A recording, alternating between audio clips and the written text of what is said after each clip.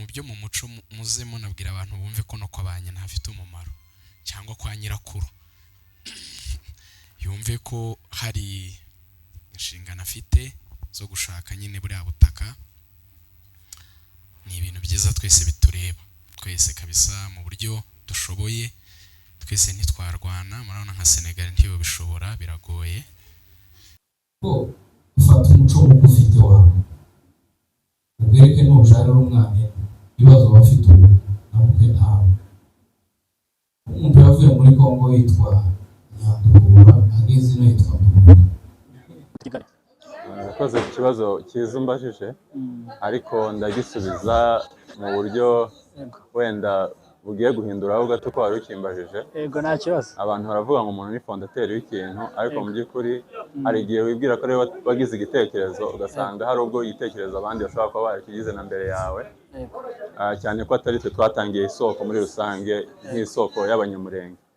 Icyo nasubiza rero, yewe naje mu kigo muri Mount Kenya mu mwaka w'ibihumbi 2022 mu kwezi kwa gatanu nibwo twagize mu kigo niyo intake nanje kwigamo.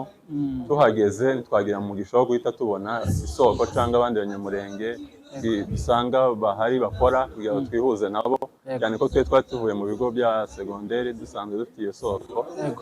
Hanyuma tugira ishaka ryo kuvuga ngo ese kubera iki hano bidahari, kandi naho tubona dufite bagenzi bacu turi kumwe dushobora kwegerana tugakora muri ubwo buryo. Dutekereza kuba twatangira icyo kintu, niko navuga wenda nubwo abantu iyo babikoresheje bigira indi nyito.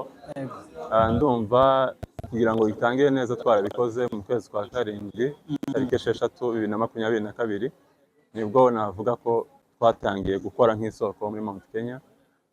Twari kumwe n'abantu batatu harimo uwitwa Yvonne Murinda ndetse n'uwitwa David. Twishyira hamwe nyine dutangira urugendo rwo gushaka abandi bene wacu, turatangira turakora. Ubu ngubu rero nibyo kwishimira kuko harimo benshi babonetse. Dusoza ndi kubona abakobwa bakenyeye, abantu bambaye nk'abasaza nyine ba ruguru. Iki gitekerezo cyo kiva hehe? Imyambarire, ikijyanye n'imyambarire n'ubundi ntabwo ariyo duhanga cyangwa twishyiriraho, ihura n'umuco wacu uko ubona bameze niko no mu muco wacu biba bimeze, niko abapapa bambara, abamama ni kuri bambara. Ndetse ibi nabyo biri mu byo bigize umuco wacu. Imyambarire biri mu byo twigira hamwe rero kugira ngo umuco wacu we kuzibagirana cyangwa ngo uzime mu bana batoya barimo barabyiruka ubu ngubu.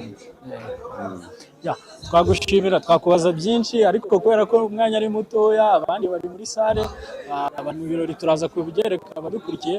Kugira ijambo rimwe abantu bari mu Minembwe, abantu bari mu Murenge mu misozi miremire, apana bari i Kigali, apana bari Amerika, nshaka kugenera message abantu bari ahantu. Urakoze kuko dusa nk'abasoza. Nabanza kwanza kubashimira ko mwaje gufatanya natwe, by'ukuri ni byiza kandi twizeye ko bino muri gukora bigera kure bigatera n'abandi ishaka ryo gukomeza gukunda ubwoko. Hanyuma icyo ijambo nagenera abari mu misozi miremire nubwo tutari ubu ngubu, nababwira ngo bihangane kandi bahumure, dufite Imana. Twizeye yuko Imana izakora umurimo kandi twazongera tukaba mu gihugu cyacu dufite amahoro dutuje. Intambara ntabwo ari iz'igihe cyose, zigomba kugira iherezo. Nk'abizera rero dufite ibyiringiro ko Imana izongera ikadusubiza igihugu cyacu tugatekana, tukabaho nk'uko twari tubayeho kera, abana bagakurira iwabo bakabona ibyo birirwa babwirwa mu myaka ingahe yose ishize tubwira abana ngo byagendaga gutya iwacu. Twizeye ko ari igihe tuzongera kubaho muri ubwo buzima, ko Imana irabishoboye. Murakoze cyane. Turagushimiye. Murakoze cyane. Regan mu byubahiro byiwe n'ubushize yabanye natwe, mbese ni inshuti yacu. Twongeye kukwishimira cyane, tubihaye agaciro, ni byinshi wasize kuba wongeye gutera intambwe yawe. Twongeye guca bugufi, haguruka abantu bongera mu ijwi ryawe, mumukomera amashi.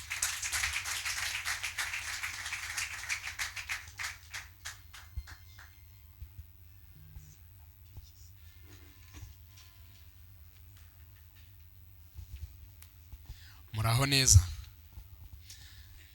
ndabashimiye cyane kuba mwaradutekereje, perezida n'abo mukorana. ndashimira abanyeshuri ba Mount Kenya, muri abantu beza, mubanze mwiha amashyi. Ndarekonesa ko turi kumwe n'ababyeyi bacu, umuyobozi w'icyama n'abandi mwese mu byubahiro byanyu, twishimiye kuvugira imbere yanyu nk'ababyeyi bacu.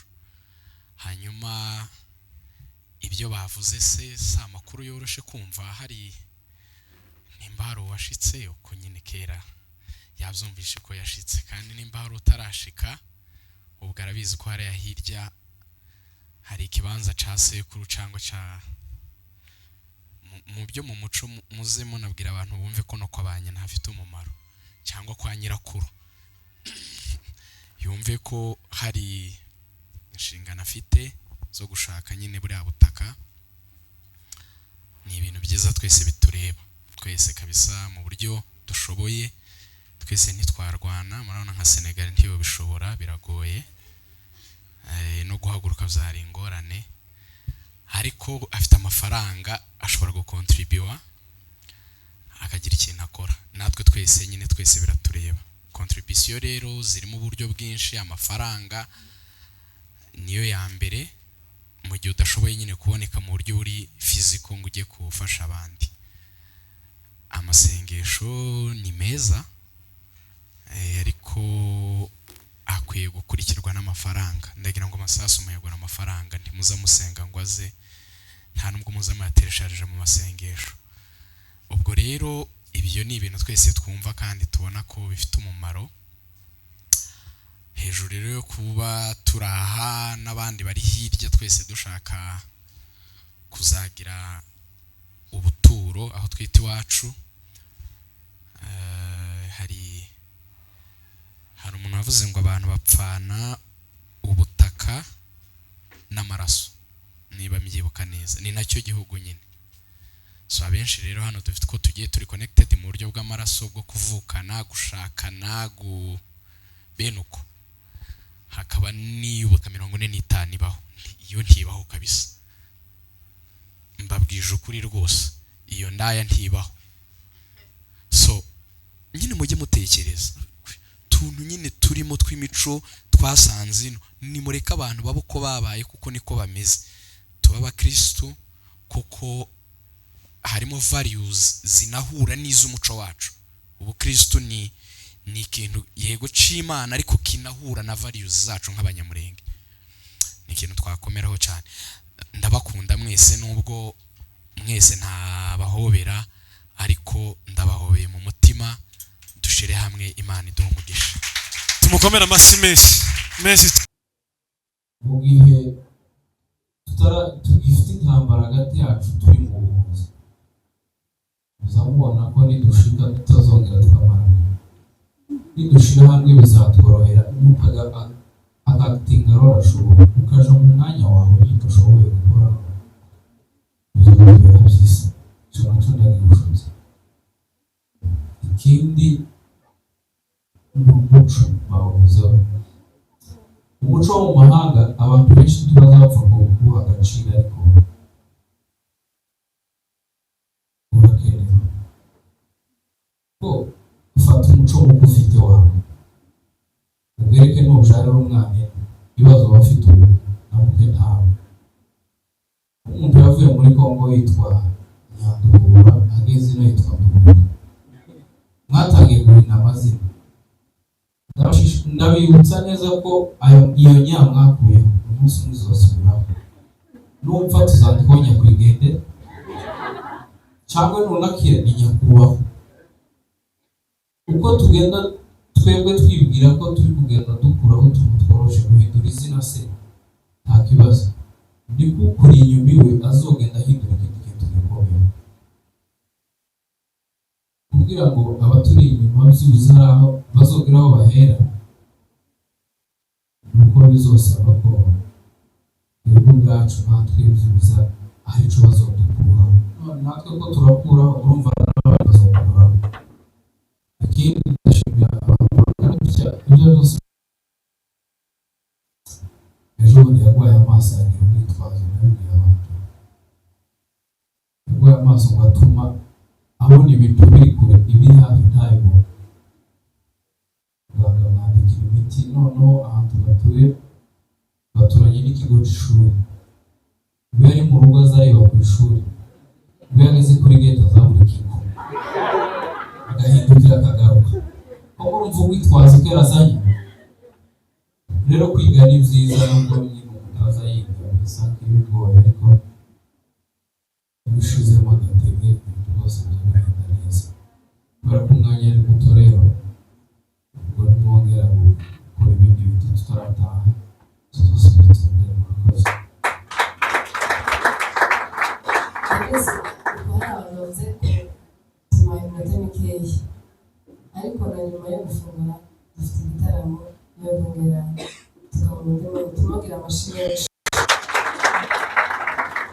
Mbere y'uko tujya ku meza tujya kwakira umuyobozi mukuru, yari visi perezida yarasoje, agiye gutangaza abayobozi bavuyeho ndetse n'abagikomeje. Manzi wihorere, horere manzi wihorere, horere manzi wihorere, urugamba turi mu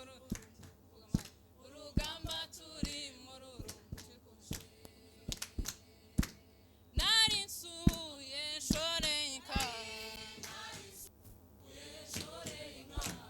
ngeze mu rugomero mfashe inkoni,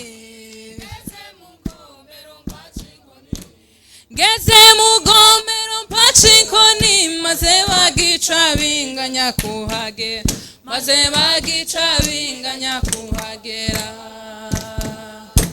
Kana karengera mu marunda, muzombwirire na Merenia,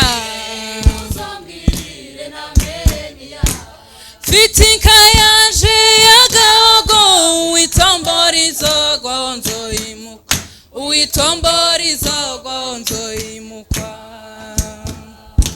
Yemwe bakobwa mukiri bato, muje mugendera ku nimero, fitinka yaje yagahogo, uwitomborizo nzoyimuka, uwitomborizo nzoyimuka. Kana karengera mu marunda, muzombwirire na Merenia, fitinka yaje yagahogo, uwitomborizo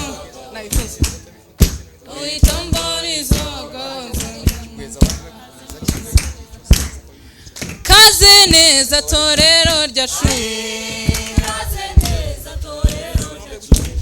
iyi ni isoko isa n'igisabo,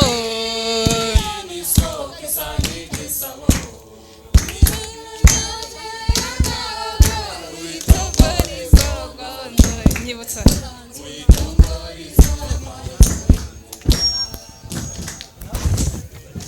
so yawe nagahebuzo,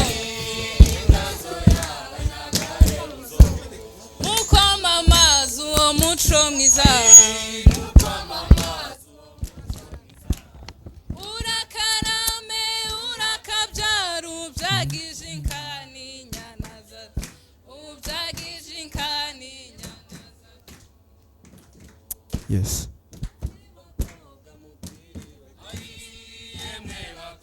Yes.